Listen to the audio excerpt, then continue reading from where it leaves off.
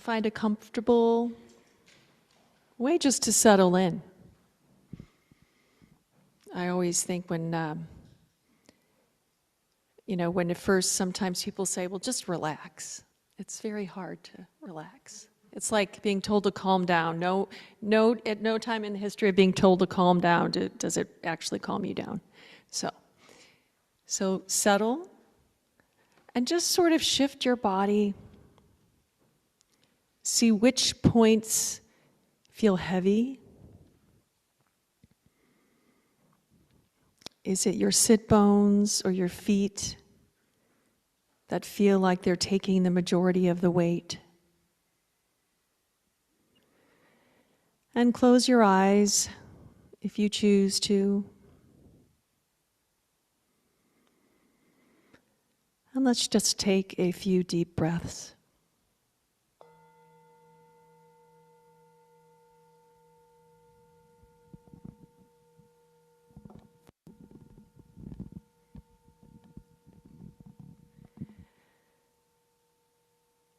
Seeing where your breath is right this moment. This moment is unlike any other moment. Every moment is new. Every breath different than the one before. Yet which each beginning and end of each breath there is a connection. Just like our feet are connected to our legs, connected to our spine. And all the bones somehow find a way to keep you seated and upright.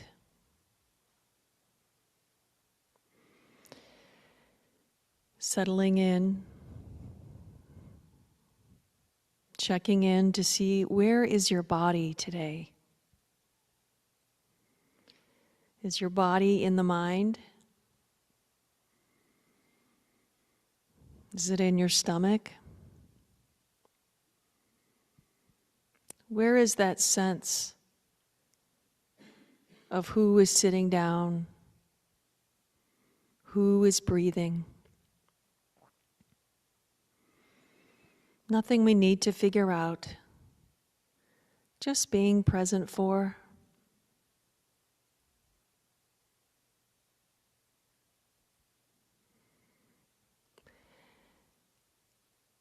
And I'll start tonight with a poem by Jane Hirshfield, A Day Comes. A day comes when the mouth grows tired of saying, I. Yet it is occupied still by a self which must speak, which still desires, is curious, which believes it also has a right. What to do? The tongue consults with the teeth. It knows will survive both mouth and self. And they grin, it is their natural pose, and say nothing.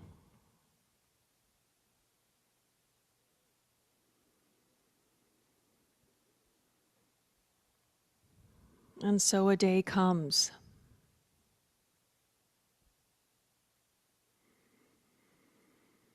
And no matter what kind of day we've had, perhaps one we planned for or one we have not, it's almost done. All that's left to do is to sit here, our body in a seat, being held to the earth by gravity.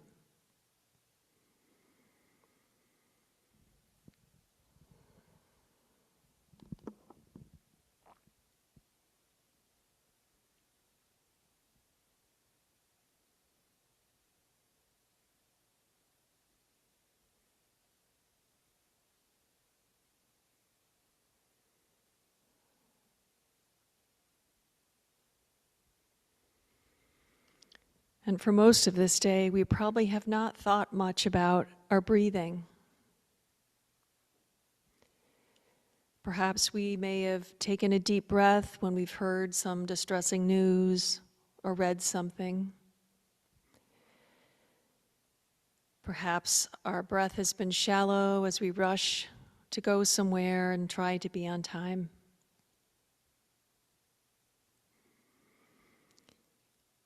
But for now, let the breath be what it will be. Arising, falling, the perfect balance of in and out. All without us doing much.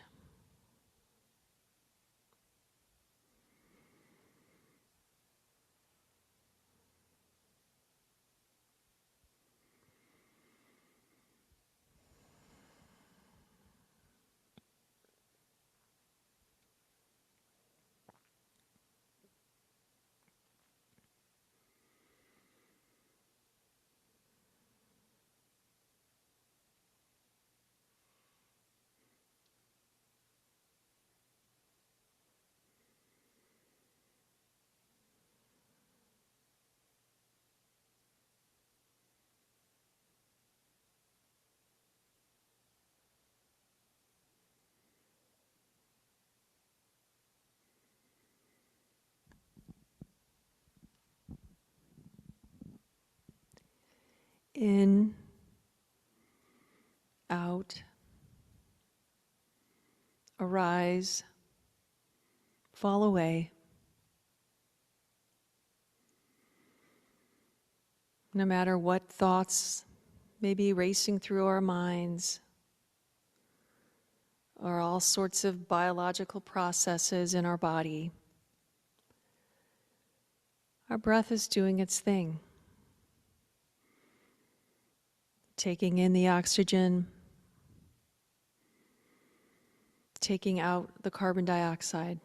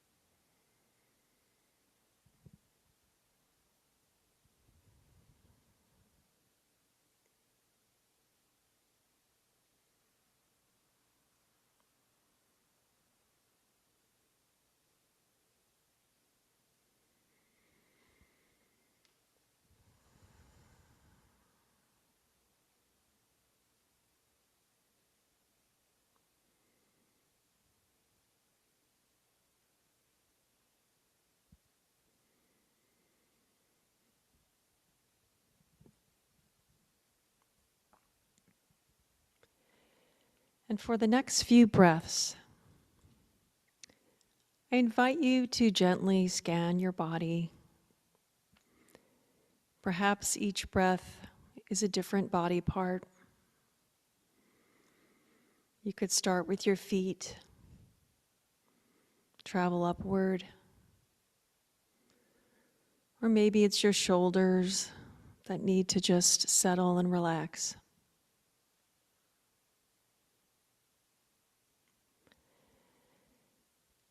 But either way, as we bring our attention to our hands,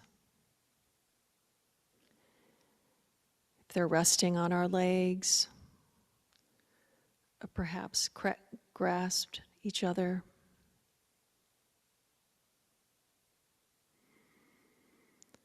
I'd like you to think about all of the elements that have made up your hands. all of the ways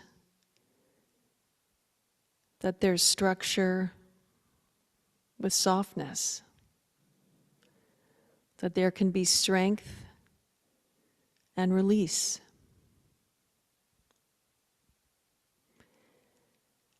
How we know so many things by the touch of our hands.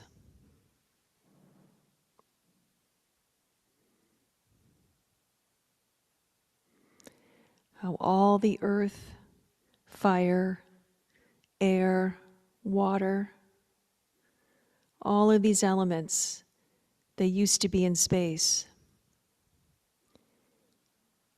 They used to be in plants and animals who roamed this place before. The same elements in people who passed through here before. All of those elements that are now becoming the actions of your hands.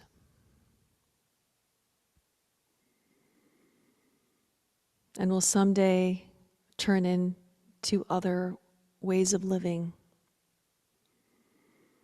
and being on this earth.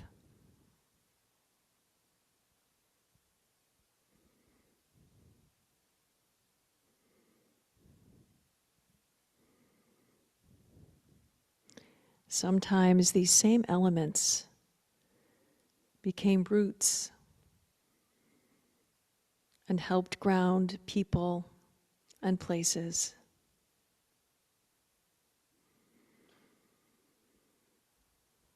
And now we can try to feel the connection. These same elements, somehow rearranged this time around to become you. Someone who has chosen this moment to stop and settle and just simply breathe.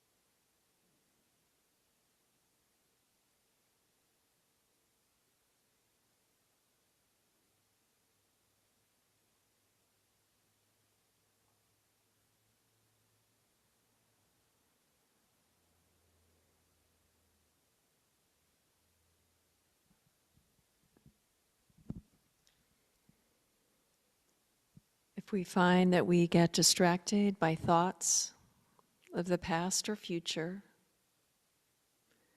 or plans or wishes. We come back to our feet, to our hands,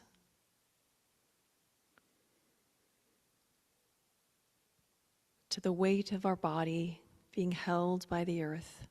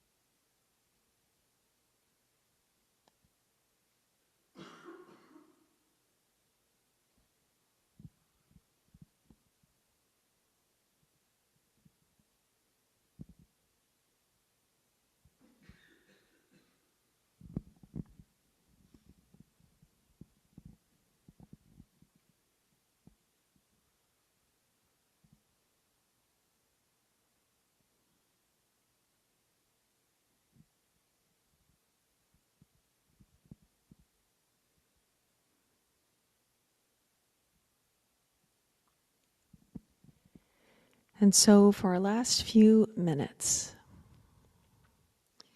I invite you to bring to mind or to heart something during this day that perhaps you held on a little too tightly, that perhaps you wish would either go away or would just be held more closely than you can.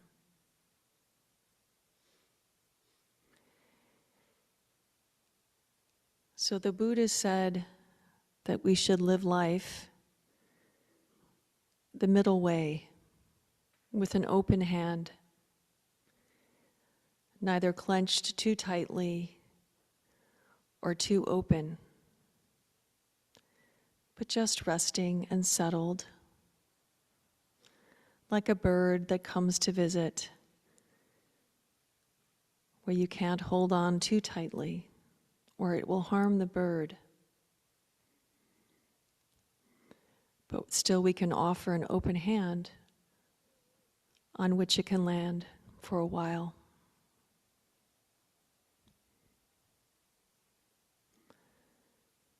So bring to mind something that perhaps you would like to offer an open hand to. Letting whatever it is softly settle, neither trying to push it away or clench too tightly, but knowing with our practice, we can just observe. We can use our skills, our clarity, to meet whatever it is with friendliness, with wisdom, with an open heart and hand.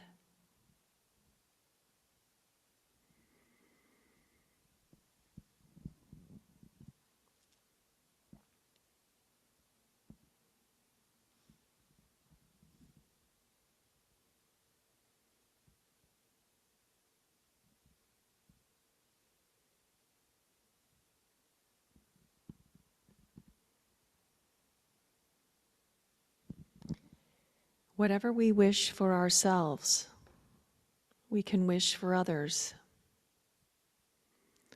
For all beings to live life with ease, all beings to be safe and protected,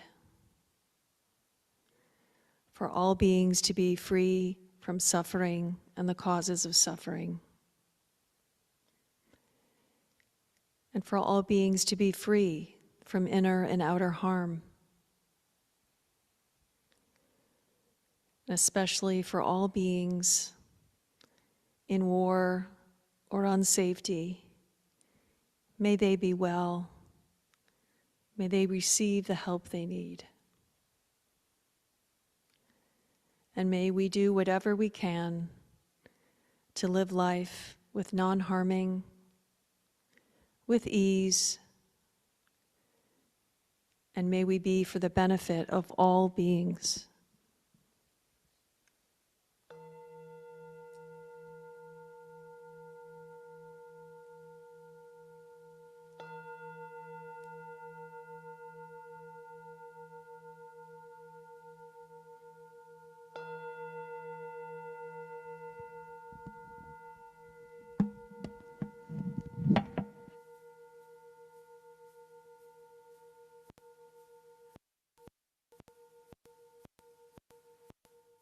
Teresa asked me to introduce myself. My name is Laura Good. I'm from Charlottesville, and I normally teach meditation out in Crozet, at the Crozet Library, twice a month. But our organization is Whitehall Meditation.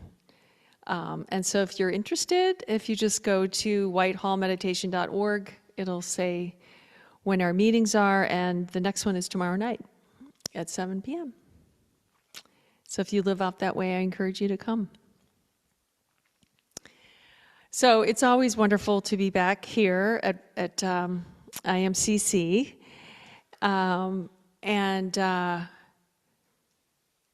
I was thinking, I always try to sort of think about like what's arising for me lately, and then I do some research. I go back and see like, have I talked about this before? And so it's kind of always interesting to see a few years ago what I had to say on this subject. And then, of course, there's a lot of self-criticism, should have been better, you forgot this or that. But what's fun about it is since I wanted to do a good job and do better, I was doing some more research about some of these old stories that you would hear that the Buddha supposedly told. And just like we grow up with the folk tales and nursery rhymes as children, when we find out the original roots of them, we can often be surprised. So a few years ago, I did a talk called The Sky is Falling. And of course, back then, it felt bad, but now we're years later, and it feels even worse. It really feels like the sky is falling, the world is falling apart. But yet, we wake up every day, and we're still here. But it can feel just as bad. Did I feel, if I think of a few years ago when I talked about this, did I think in a few years, oh, well, but in 2 years it's going to be really worse? And so also I think, well, 2 years from now, what can we do about it? But the Buddha had a lot to say about it. And we will get into that a little later, but that the term "the sky is falling," as we know, is from a nursery rhyme called Chicken Little.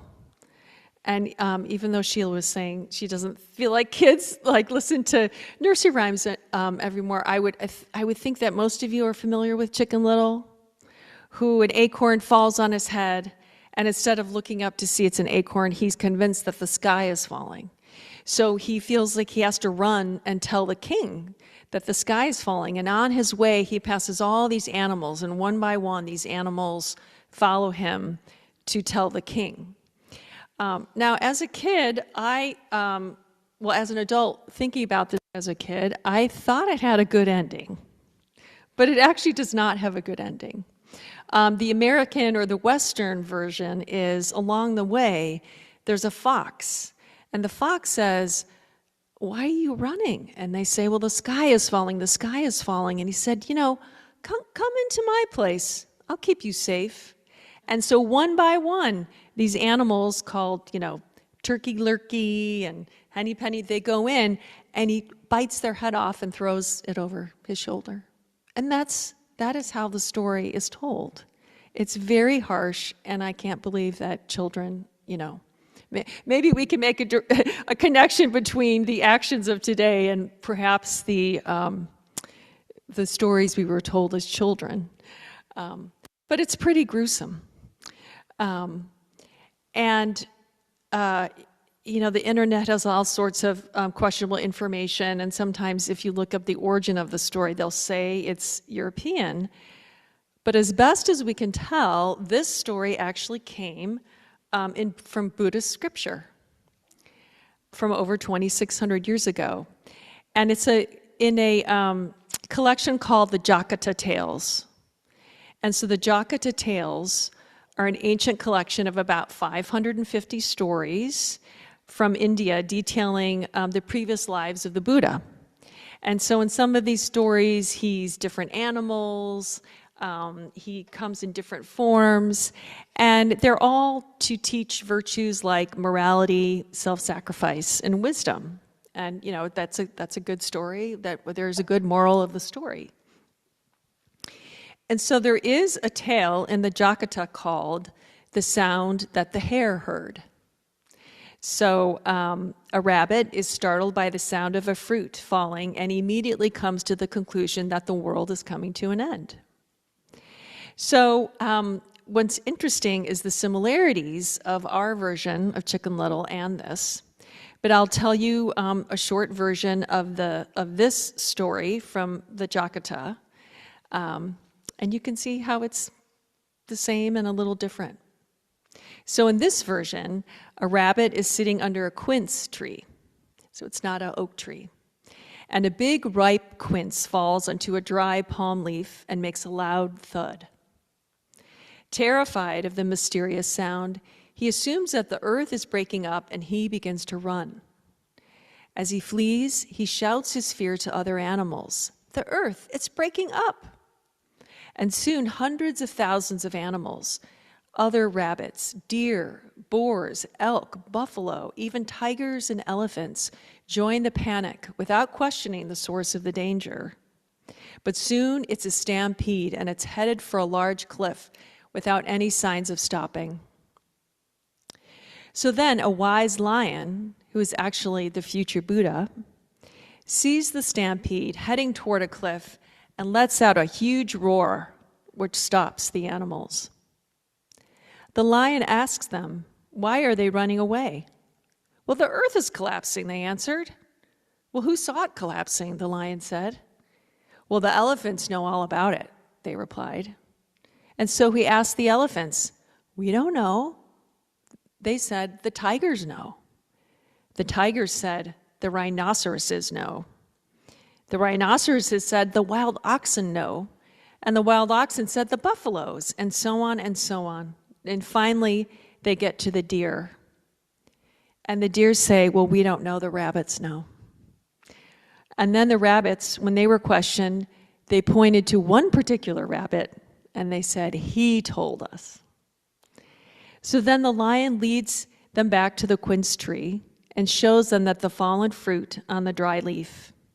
And that was the sound of that made the rabbit so afraid, a simple sound. Now, as a side note, I guess we should be grateful that the story doesn't go on to say that all the animals rose up against that one rabbit. So I'd like to think there's an element of compassion in there. But that's the end of that version of the story, that the lion has to make a huge roar, but he patiently shows that it was just a sound, that it was just something that the rabbit perceived wrong. And so when I was talking about this to the friend about all the different maybe morals of this particular story, she was saying how, having compassion for that rabbit, just blindly running, thinking it's trying to save its life, and how it's not even looking to see that maybe its perception was just a little wrong. And how we can be so swept away by what we think is this, the sky is falling. So there are other tales in the Jakata. There's one I really love. It's called The Talkative Tortoise. And that's where two geese tell their friend, the tortoise, that they know of a hidden cave of gold where he can live. But all he has to do is hold onto a stick in his mouth so each goose can take an end and fly him there. And the geese say, oh, we'll take you, but you have to keep your mouth shut. We'll take you, we'll fly you there. But as he's carried by the geese to this new golden cave, some children on the ground start calling up to him, and the tortoise can't keep himself from answering. And then he falls to his death, and he splits in two. And so this particular story was apparently told to a king who talked way too much. And so when the Buddha told the story, he said, oh, okay, I get what you're trying to say. I'm the tortoise. I'm supposed to not talk so much. And then there's other ones like the tigress, where the Buddha feeds himself to a starving tigress to save her from eating her own cubs. And you can see in ancient Tibetan tankas pictures of the Buddha, and when he's surrounded by a bunch of animals, that these are referring to all these different animals he was in these previous and past lives. So they're meant to inspire us to live a more moral and virtuous life. But it's hard to live a moral and virtuous life when we feel constantly under threat. When fear is what is giving us real physical feelings. We can talk to ourselves all we want, but the physical feelings of racing heart, clenched stomach, adrenaline rushes, they're survival mode. And, even reading the news can give us that feeling, this physical manifestations.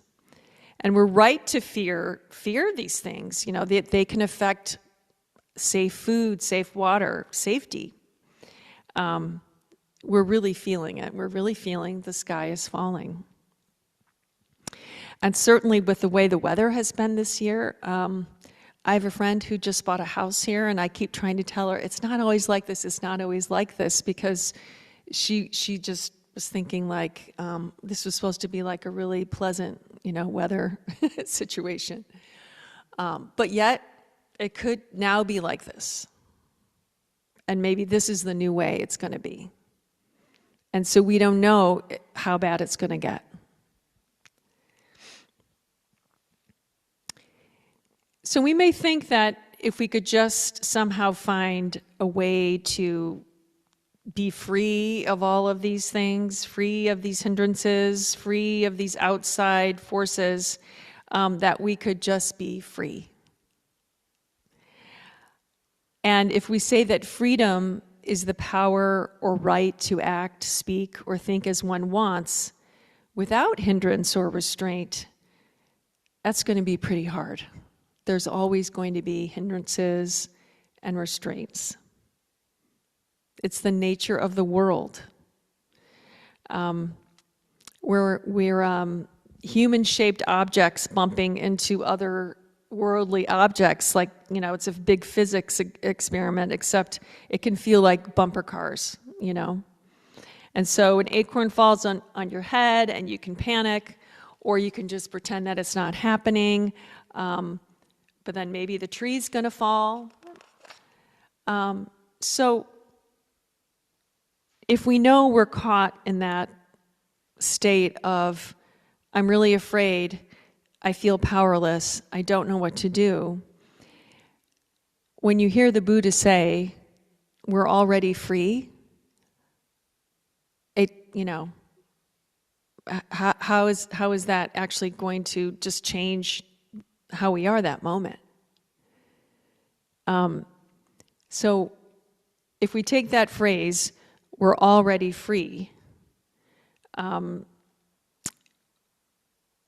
how do we believe it?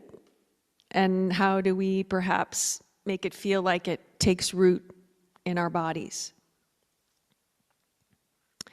So Glenn MacLeod, he's a translator and author and teacher of Tibetan Buddhism, says this: if we think that being free is a choice, the issues are, what does choice give you? And one answer is that choice makes it possible for you to shape your world according to your preferences. But then all that does is enable you to fashion a world that is an extension of your own patterns. So I found that really interesting to contemplate, because we may think, gosh, if only fill in the blank would go away, I would feel free. Or if only fill in the blank would be better, or less this and more that, I would be free. Well, all of those, more this, less that, that's preference. And even if, we have really good intentions for I want the world to be less polluted. Well, it's a great intention, but how do we feel free enough that we can actually do something about it? Which may mean making choices you don't want to make. It may mean being, more uncomfortable in how you live or your lifestyle. So what I'm trying to get is this concept of freedom, like to be happy, to be liberated. And if that's one of the promises of this practice, it doesn't just happen by choosing to do so. We want to cultivate the causes and conditions so it may arise on its own. And so, of course, meditating, reading, and all these things. But what really hit me about this was this concept of living with an open hand, like I was bringing up in the meditation. about how, whatever you're presented with, how can you just offer that open hand? It's very difficult when it's hard or painful or uncomfortable.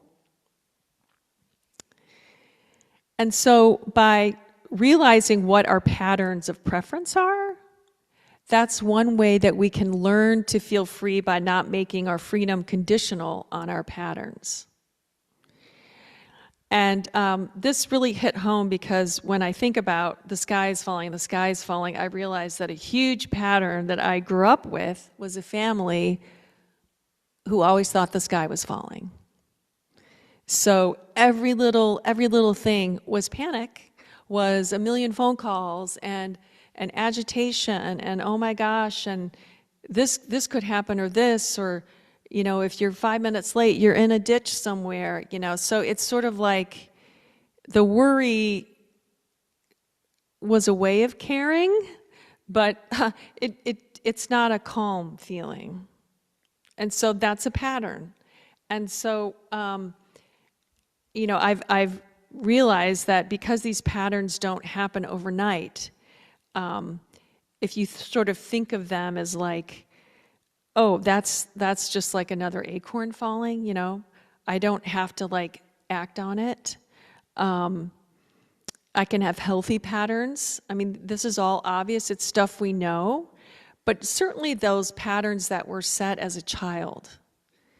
And that's why bringing in this idea of these stories that we hear as children, they still are so helpful. So if we take the pattern of the story that we just heard, that there's a sound, a panic, a stampede, and a rescue, I'm going to give a little example about how perhaps we can use that to find our way to finding this way to feel free. So a simple example is, the sound is my phone. So I have a pattern of always feeling like I have to answer the phone if it's a family member. And since I have a very large extended family, this happens very often. And I know that I have a pattern of like, I enjoy a self-image of I'm a good daughter, good sister, good, aunt, extended. It's important to me. And so I feel like if I don't answer, I feel guilty. And that doesn't really help anyone.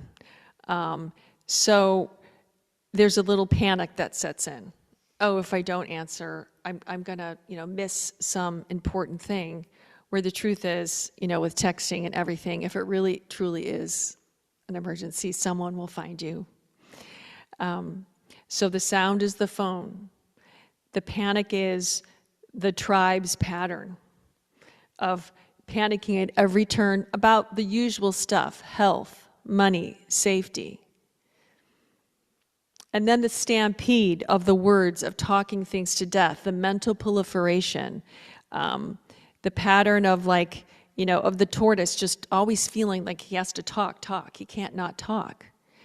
And, the verbal proliferation, which is not something ever looked on favorably by a lot of traditions, especially the Buddha, because it's very hard to be mindful if your mouth is always moving. But I realize that a lot of this constant talking is a way that we also connect, is that we feel connected.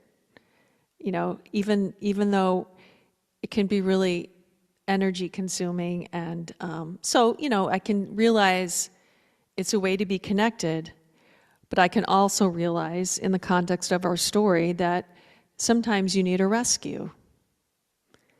And that rescue could be caller ID. You don't answer. Or you say, you put your practice to the test. You be the lion who starts to roar and says, take a breath. Let's just see what's really happening here. And I found for me, one way of really having this refuge take root is paying attention to the body and knowing when you need to recalibrate your nervous system. Because the thing about all of this, proliferation and stuff, you get really agitated. At least I do. And so the ways that I recalibrate, the pattern I know works for me is I need to sit or get quiet or take a walk in nature. So having the courage to say, the sky's not falling. We've talked over and over and over about this with no clear decision, so I'd like to revisit this. Or, we're all being racing rabbits here. We'll sit with this once we just settle down. And that takes courage to do. And to see, what happens when you feel like you're paying attention and taking care of yourself, but like you're ending a phone call and thinking, well, I'm not being a good this or that. But instead I need to take a walk. I need to just sit. But in that moment, that's the opening of the shift. If your original intention is, I'm kind of suffering because I don't have a liberated heart. I don't have a liberated mind. Part of this is like, you need to take care of your body and room to have this freedom to have an open hand. I mean, it's tough out there. So once again, the elements are the panic, or the sound, the panic, the stampede, and the rescue. Now, there's one thing I was going to add to sort of combine the Western and the Buddhist versions of this, which is because there's no fox in the Jakarta version. There's no, tempting fox to just, basically stop you in your tracks, but also stop your life. So I was thinking that, the fox in a lot of children's fairy tales, of course, it's sly, it's dangerous, it's tricky. And what does that sound like? Well, to me, it sounds like my little inner voice, my critic going, you shouldn't take a walk, you should call your mother. And so if we add the fox to this tale and say the fox is just that little inner critic that we don't have to listen to, but we can identify. So, we've heard our sound, we're in our panic, our mental proliferation is stampeding. We've rescued ourselves with our practice, but yet we hear the fox going, oh, you're just not good enough, you should have done this, should have done that. We can just say, I'm noticing the fox. That's it. I don't have to go into your lair. I notice the fox of an unhealthy pattern. And I can remind myself, I am already free. And even the times that you don't believe yourself. One of my teachers would say, it's so great that the Buddha said, ahipasika, don't take my word for it, try this. If it doesn't work for you, try something else. But he would say, but as for me, I believe it because it works. And, motivation is a great thing. If we don't feel free, we're kind of at the mercy of all of these hindrances and all of our restraints. So liberated mind, liberated heart. I'm sure, when I think of what refuge means, more and more it's been so wonderful to, during the pandemic, a lot of us met on Zoom, but to be able to meet in person again, I don't know if you remember what that was like, but it kind of felt like we're all starting again in a way, and that there was no boundaries in a way, because our boundaries had been redefined. And we don't have to be defined by these patterns. The Buddha said if we have the intention to do this, we will feel its positive effects. And so right now, I'm one of the teachers that's in this Earth Awareness teacher training that's funded by the Best Family Foundation, where we're getting very much into how we help mindfulness students deal with eco-anxiety. And, talk about panic and fear when you really get into how, parts of the world, so much of it, environmental injustice it's plain racial injustice, economic injustice. You can't separate all of these things. It gets very overwhelming sometimes. But one of the practices that they have us do is that they suggest we have a regular rain buddy. So I'm sure you've heard of the rain technique by Tara Brach and others, where the acronym of when you're caught in a troubling state, you recognize, you acknowledge, investigate, and nurture or non-identify. And so having a rain buddy is someone, it's a Dharma buddy, it's someone you can call and say, I'm having a hard time right now, can you do rain with me? And this has been really, really effective, I have to say. Even if it's for 5 minutes, and is it really the technique, or is it just that you're connecting with someone as well? I'm sure it's both. So that's one thing. The other thing about confirming this freedom that the Buddha says we already have is certainly metta practice.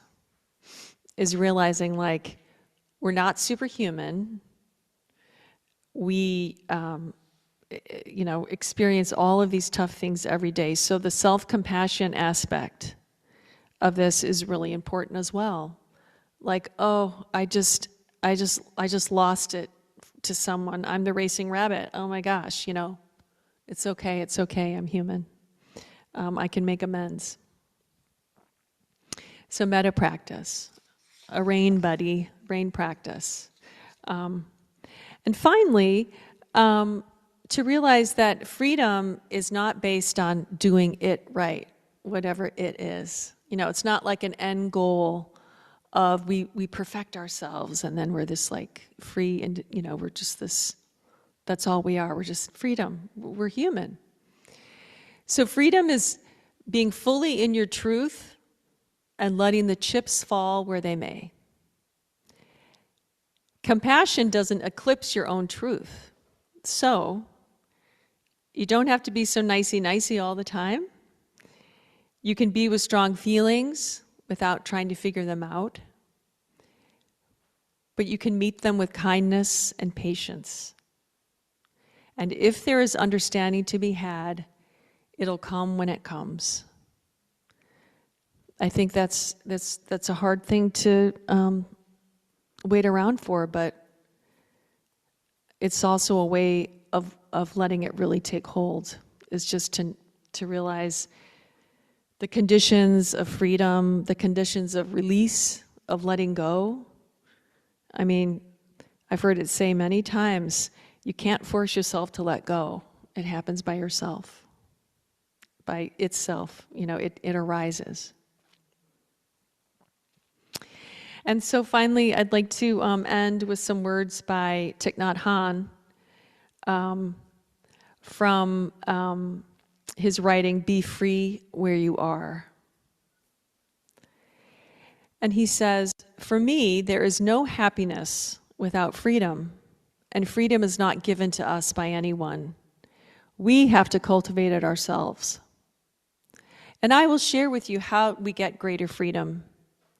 During the time that we sit, walk, eat, or work, we cultivate our freedom, because freedom is what we practice every day. And by freedom, I mean freedom from afflictions, from anger, and from despair. So if you have anger in you, you have to transform anger in order to get your freedom back. If there is despair in you, you need to recognize that energy and not allow it to overwhelm you. You have to practice in such a way that you transform the energy of despair and attain the freedom you deserve, the freedom from despair. So, I'd like to hope that you leave with that idea of the freedom you deserve is freedom from despair. One last thing I'll say is, when you notice yourself start drifting into despair or into that feeling of, does this all matter, is that we know it matters to us, and if possible, to have compassion for those that don't have that awareness. I mean, that's a hard place to live in. We don't have to live in that space of just denial and know that we're causing so much harm. So I'll leave you with that. Have a good night.